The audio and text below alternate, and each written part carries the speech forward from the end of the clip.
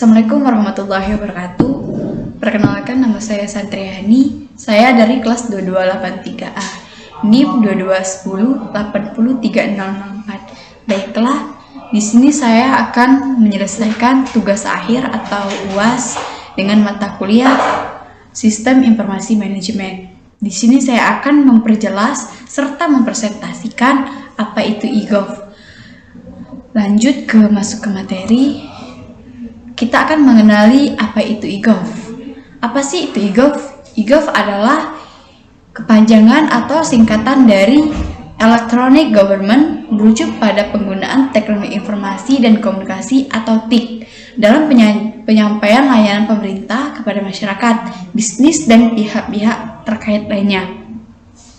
Adapun tujuan e-gov. Tujuan utama e-gov atau e-government adalah meningkatkan efisiensi, transparansi, partisipasi, dan kualitas layanan pemerintah. Dengan menggunakan teknologi digital, e-government memungkinkan akses yang lebih mudah dan cepat terhadap informasi dan layanan publik, mengurangi serta meningkatkan akuntabilitas pemerintah. Lanjut ke pengertian dasar e-gov atau e-government. E-gov atau e-government atau electronic government mengacu pada konsep penggunaan teknologi informasi dan komunikasi dalam penyampaian layanan pemerintah kepada masyarakat, bisnis, dan pihak terkait lainnya. Ini melibatkan penggunaan teknologi digital seperti internet, komputer, dan perangkat mobil lainnya, serta memfasilitasi komunikasi, interaksi, dan transaksi antar pemerintah dan pemangku kepentingan lainnya. Lanjut kepada jenis-jenis e-gov. Jenis-jenis e-gov itu terdapat 4. Yang pertama yaitu government to business. Yang kedua, government to employees. Yang ketiga, government to citizen. Dan yang terakhir itu ada government to government. Lanjut kepada manfaat e-gov. E-gov atau electronic government memiliki berbagai manfaat yang signifikan, baik bagi pemerintah maupun masyarakat. Berikut adalah beberapa manfaat utama dari e-government. Yang pertama itu ada efisiensi administratif. E-gov atau e-government memungkinkan otomatis proses administrasi, pengurangan kertas, dan penggunaan sumber daya yang lebih efisien, serta penyediaan layanan publik yang lebih baik. Dengan e-government, masyarakat dapat mengakses layanan publik secara online dengan lebih mudah dan cepat. Yang ketiga itu ada transparansi dan akuntabilitas, yaitu untuk menyediakan akses terbuka ke data dan informasi publik.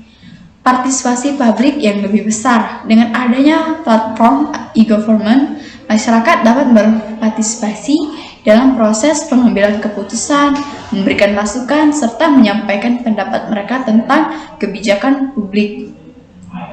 Selanjutnya itu ada efisiensi dan penghematan biaya. E-government dapat mengurangi biaya administrasi dan pengeluaran pemerintah. Dan yang terakhir itu ada kemajuan pembangunan digital e-government, merupakan salah satu langkah dalam membangun pembangunan digital dalam suatu negara. Lanjut, tahapan implementasi e-gov. Implementasi e-gov melibatkan serangkaian tahapan yang perlu diikuti agar pengenalan dan penerapannya berjalan dengan sukses. Adapun tahapan umum dalam implementasi e-government. Yang pertama itu ada perencanaan. Apa sih dalam perencanaan itu?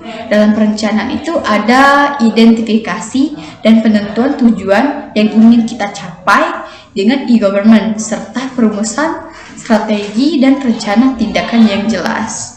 Adapun analisis kebutuhan. Apa sih analisis kebutuhan yang harus kita lakukan? Yaitu dengan melibatkan analisis dalam kebutuhan pengguna dan pemangku kepentingan. Yang ketiga itu ada perancangan sistem. Perancangan sistem ini melibatkan perancangan sistem dan infrastruktur teknologi yang akan digunakan dalam e-government. Yang keempat ada pengembangan. dalam pengembangan melibatkan pembuatan dan pengkodean aplikasi dan solusi yang akan kita gunakan dalam metode e-government.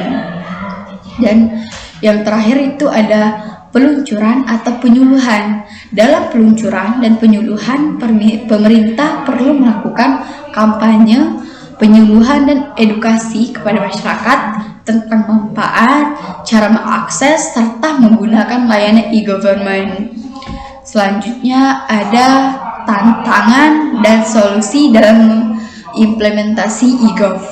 Tantangannya itu ada 4, seperti keamanan dan privasi data, perubahan budaya organisasi, keterbatasan infrastruktur teknologi, partisipasi publik, dan solusi untuk mengatasi tantangan pun dapat kita lakukan dengan meningkatkan keamanan dan privasi data, perubahan manajemen dan budaya organisasi, pengembangan infrastruktur teknologi dan mewadahi, serta peningkatan partisipasi publik. Lanjut kepada kesimpulan e-government yang telah kita bahas dari tadi. E-government itu adalah penggunaan teknologi informasi dan komunikasi dalam pemerintah untuk meningkatkan efisiensi, transparansi, dan pelayanan kepada masyarakat. Dengan e-gov, pemerintah dapat memberikan akses yang lebih mudah, pelayanan yang lebih cepat, dan pengambilan keputusan berbasis data. Implementasi e-gov memerlukan keamanan data yang kuat, perubahan budaya organisasi, dan pengembangan infrastruktur teknologi yang mewadai.